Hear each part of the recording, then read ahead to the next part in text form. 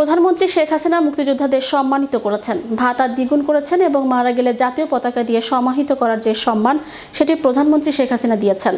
রাজবাড়ী জেলা প্রশাসনের আয়োজনে ২৬শে মার্চ অফিসার্স ক্লাবে জেলার বীর মুক্তিযোদ্ধাদের সংবর্ধনা অনুষ্ঠানে প্রধান অতিথির বক্তব্যে এসব কথা বলেন বাংলাদেশ সরকারের রেলপথ মন্ত্রণালয়ের মন্ত্রী বীর মুক্তিযোদ্ধা জিল্লুল হাকিম।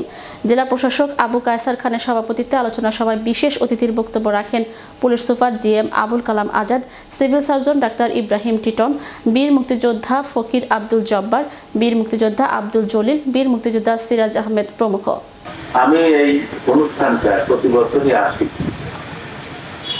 আসি একটা লোভে, সেটা হলো যে সবার সাথে যে দেখা সাক্ষাৎ হয়, কে কোথায় হারিয়ে যাবে তার কোনো ঠিকানা নাই। আমাদের মধ্যে অনেকেই নাই, মুক্তিযুদ্ধ করেছি পাশে দাঁড়িয়ে, তাদের মধ্যে অনেকে নাই।